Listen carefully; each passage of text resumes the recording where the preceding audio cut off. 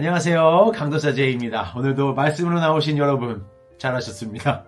오늘 말씀은 창세기 44장 그리고 45장의 말씀입니다. 오늘은 아주 재밌고 흥미진진합니다. 43장에서 형들과 베냐민을 만난 요셉은 아주 기분이 좋았어요. 형들도 이렇게 환대를 해주니까 너무 기쁘게 마시고 즐거워하였다라고 43장 34절에서 말합니다. 그리고 이제 44장이 딱 되죠. 형들에게 음식을 주고 모든 것을 다 이렇게 제공해 준 다음에 이제 형들은 길을 떠나게 되는데 요셉이 이제 깜짝 카메라입니다. 몰래 그 가방에 돈을 넣고 자기가 아끼던 그 은잔을 베냐민의 가방에 몰래 넣습니다. 그리고 추격대를 보내서 그 형들을 따라가죠. 그리고서는 야, 니네가 지금 우리 주인의 은잔을 도둑질했다 이렇게 얘기를 하니까 이제 형들이 깜짝 놀래가지고 무슨 소리냐, 우리는 절대 그런 사람이 아니다. 만약에 어떤 사람에게든지 그런 일이 발생했다 그러면은 그 사람은 죽일 것이고 우리는 너의 종이 되겠다 이렇게 이제 확신을 하면서 말하는 거예요. 우리 44장 9절에서 당신의 종들 중 누구에서든지 이 잔이 발견되면 그는 죽을 것이고 우리는 종이 되겠다. 이제 이렇게 확신하는 거죠. 이거 비슷한 사건이 있지 않습니까? 이거는 창세기 31장 32절에 야곱이 라반에게서 도주하면서 그때 당신의 그 드라빔이 우리가 혹시 훔쳤다면 우리 그 중에서 아무나 죽이십시오 이렇게 얘기했는데 사실은 라헬이 숨겼었고 그것이 그때는 발각이 되지 않았었어요. 근데 이 사건에서는 이제 모든 가방을 다 뒤져보니까 결국 베냐민의 가방에서 은잔이 나온 겁니다. 하필 베냐민의 가방에서 나온 거죠. 그리고서는 이제 14절을 이제 시작합니다. 여기서부터 이제 제가 너무 감동적이었어요.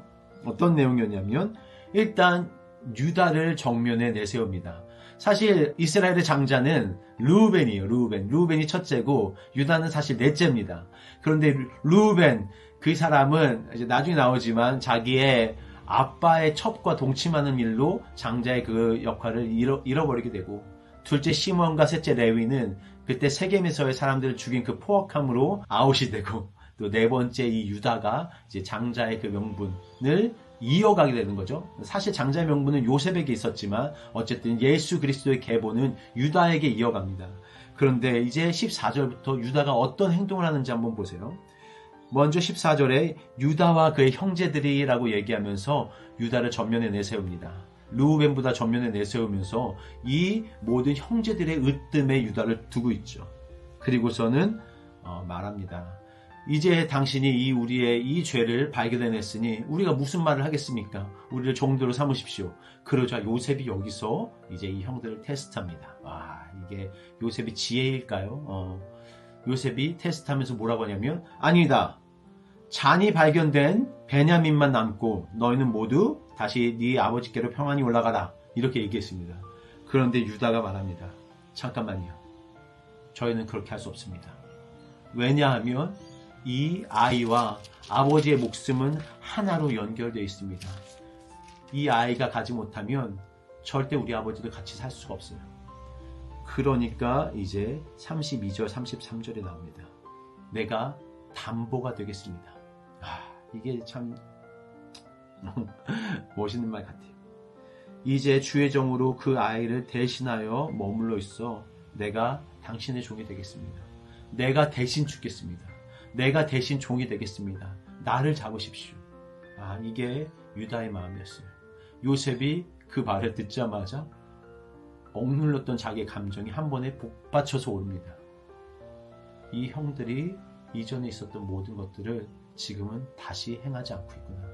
돌이켰구나 라는 것을 요셉이 이제 알게 되죠. 그리고서는 엉엉엉 울면서 자기를 드러내는 것이 이제 45장에 나옵니다. 참 드라마 같은 이야기죠.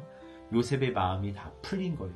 그리고선 이제 내가 형들 앞에 나갈 수 있겠다라는 마음이 들어서 이제 형들에게 자기의 정체를 밝힙니다. 너무 형들이 놀라는 거죠.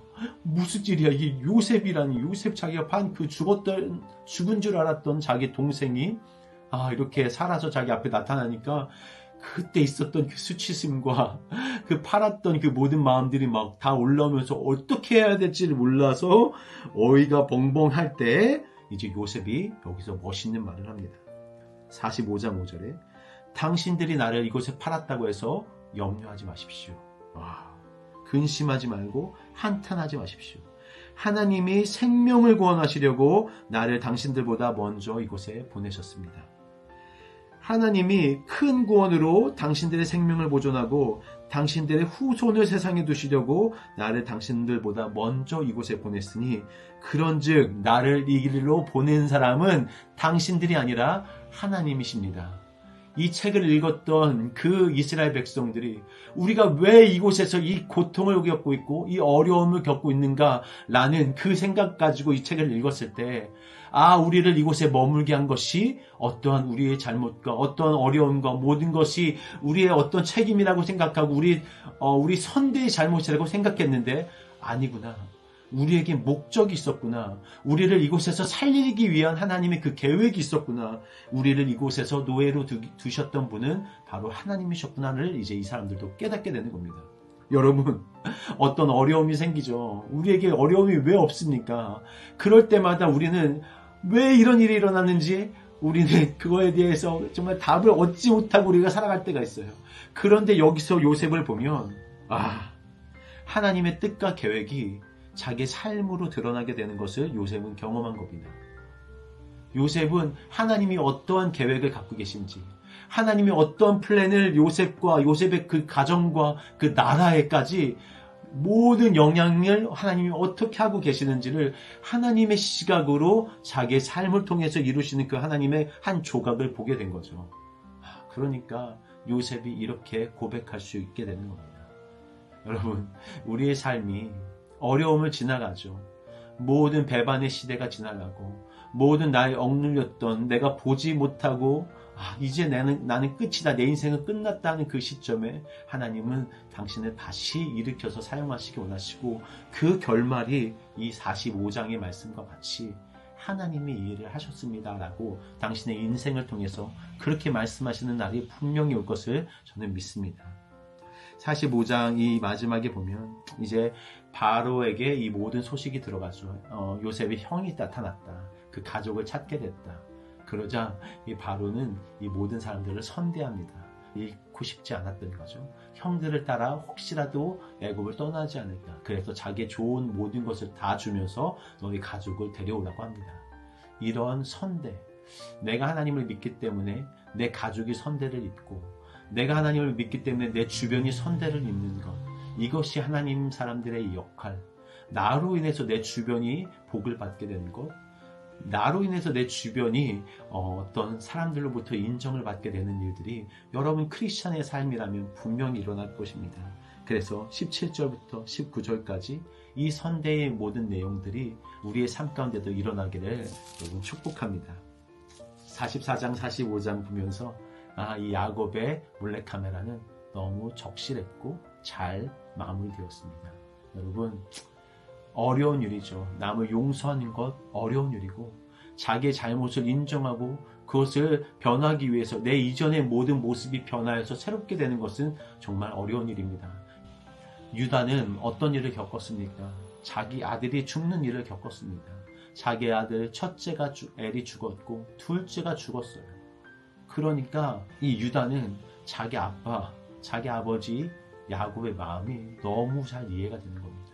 그러니까 나의 생명을 주기까지 내가 대신 그 아이를 대신해서 여기에 잡혀있겠다. 우리 예수님의 마음, 예수님이 이 유다의 자손을 통해서 오시는 것처럼 예수님이 내가 대신 그 죄를, 그 잘못을, 대가를 치르겠다라고 말씀하시는 것처럼 여러분, 여러분으로 말미암아 누군가가 자유를 얻게 되고 여러분으로 말미암아 누군가가 회복을 얻게 되는 일들이 오늘 여러분의 삶 가운데 있기를 원하고 여러분을 통해서 주변이 복을 받는 일들이 일어나길 원하고 또한 여러분의 지금 어려운 모든 상황들을 하나님께서 어떻게 쓰실 것인가를 기대하며 오늘 하루를 또 살아가시기를 기도합니다.